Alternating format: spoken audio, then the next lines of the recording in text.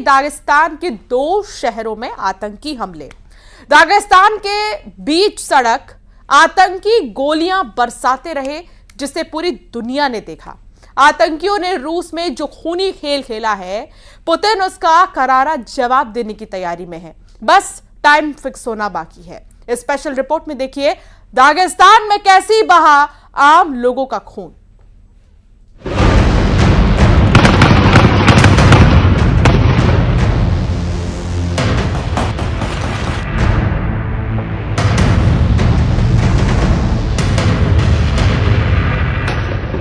गोलियों की आवाज, मौत बरसाते ये आतंकवादी।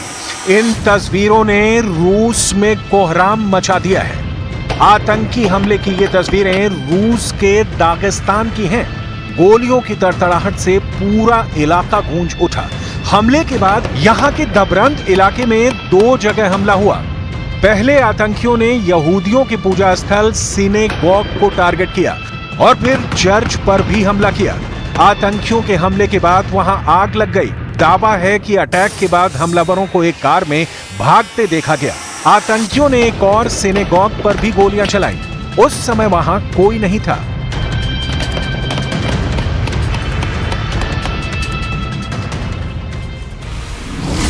रूसी न्यूज एजेंसी टास ने बताया कि हमलावर एक अंतर्राष्ट्रीय आतंकवादी संगठन के सदस्य थे।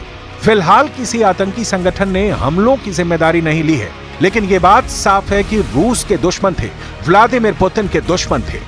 हमले की लोकेशन, हमले के हालात, हमलावर कैसे भागे, हमलावर कहां-कहां एक्टिव हुए, इस वक्त रूस की सिक्योरिटी एजेंसियों ने मास्टरमाइंड की तलाश शुरू कर दी है और इसमें कोई शक नहीं कि पुतिन उसका अंत जरूर करेंगे। आतंकियों ने दागिस्तान में कैस्पियन सागर के किनारे पर मौजूद लोगों पर भी गोलियां बरसाई। हर तरफ अफरा तफरी ऐसी मची कि लोग जान बचाकर भागने लगे। इससे पहले आतंकियों ने यहूदियों के धार्मिक स्थल सिनेगॉग में आग लगा दी, चर्च पर गोलियां बरसाईं, पादरी का सिर कलम कर दिया, चर्च के गार्ड को गोलियों से भून डाला, पुलिस की पोस्ट पर गोलियां बरसाईं। रूस में 2 जगहों पर एक साथ आतंकी हमला हुआ। आतंकियों ने रूस के दागिस्तान में दरबंद और यहां की राजधानी माखचकाला में एक साथ हमले किए हैं। जिस सिनेगॉग और चर्च पर हमला हुआ वो दागिस्तान के दरबंद शहर में है। यहां रूस के यहूदी नागरिकों की अच्छी खासी आबादी रहती है। रूस के कोकेशस इलाके में यहां मुस्लिम और यहूदी हमेशा से रहते आ रहे हैं। जबकि जिस पुलिस स्टेशन पर हमला हुआ वो दरबंद से 125 किलोमीटर दूर दागिस्तान की राजधानी माखचकाला में है। आतंकी हमले का पैटर्न बताता है कि यह प्री प्लान था, क्योंकि आतंकियों ने दागिस्तान के 2 शहर पर एक ही समय पर हमला बोला। फादर निकोले उस वक्त दरबंद शहर के चर्च में ही थे। रविवार शाम यहां हमला होता है। आतंकी चर्च में घुस जाते हैं और वहां मौजूद फादर निकोले का सिर कलम कर देते हैं। वहां एक सिक्योरिटी गार्ड मिखाइल भी था, जिसे आतंकियों ने गोली मारकर मौत के घाट उतार दिया। रूस में हुए इस दोहरे आतंकी हमले में 8 पुलिसकर्मियों सहित 15 लोगों की मौत हो गई। पुलिस के 25 जवान भी घायल हो गए। वहीं जवाबी कार्रवाई में 4 आतंकवादी भी मारे गए। रूस की नेशनल एंटी टेररिज्म कमेटी इस वक्त बहुत ज्यादा एक्टिव है। दागिस्तान में आंतरिक मामलों के मंत्रालय ने कहा कि हथियार बंद लोगों में एक ग्रुप ने सिनेगॉग और चर्च पर गोलीबारी की। इस दौरान काउंटर ऑपरेशन में 4 आतंकियों को मार गिराया गया। कुछ भाग गए, जिनकी तलाश में दागिस्तान का चप्पा चप्पा खंगाला जा रहा है। Сегодняшний день для Дагестана стал днем трагедии. И не только для Дагестана, а для всей нашей страны. Беспрецедентные по своему цинизму были совершены сегодня террористические акты в отношении культовых объектов. В столице Дагестана, Махачкале, и древнейшем городе Дербент.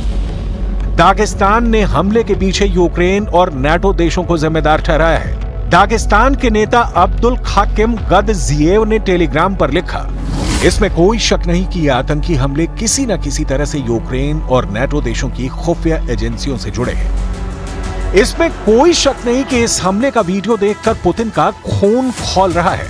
पुतिन बदला लेंगे, इसमें कोई दो राय नहीं। लेकिन सबसे पहले वो देखेंगे कि इस हमले के पीछे कौन है।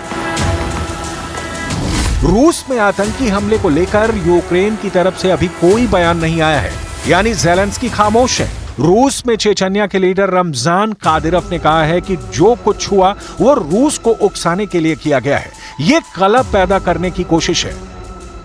दागिस्तान में हुआ यह आतंकी हमला इस साल का दूसरा बड़ा आतंकी हमला है। इससे पहले मार्च में रूस की राजधानी मॉस्को में क्रॉकस सिटी हॉल पर आतंकी हमला हुआ था। इस आतंकी हमले में 143 लोगों की मौत हुई। तब पुतिन ने कहा था कि हमलावरों ने यूक्रेन की तरफ भागने की कोशिश की। सभी को पकड़ लिया गया है, उन्हें कड़ी सजा दी जाएगी। तब इस आतंकी हमले की जिम्मेदारी आतंकी गुट ISIS के यानी ISIS खुरासान ने ली थी। हालांकि रूस ने इसमें यूक्रेन की मिलीभगत होने के आरोप लगाए थे। पुतिन 18 मार्च को 5वीं बार रूस के राष्ट्रपति बने थे। हमला उसी के 5 दिन बाद हुआ था। रूस के दागिस्तान प्रांत से इससे पहले भी डराने वाली तस्वीरें आ चुकी हैं। वो तारीख और साल था 31 अक्टूबर 2023 और जगह थी दागिस्तान की राजधानी मखाचकाला। हमास ने 7 अक्टूबर को इजरायल पर हमला कर दिया था, जिसके बाद बदले की आग में जलते इजरायल के प्रधानमंत्री बेंजामिन नेतन्याहू ने हमास से युद्ध का ऐलान कर दिया। नेतन्याहू बुलेटिन में फिलहाल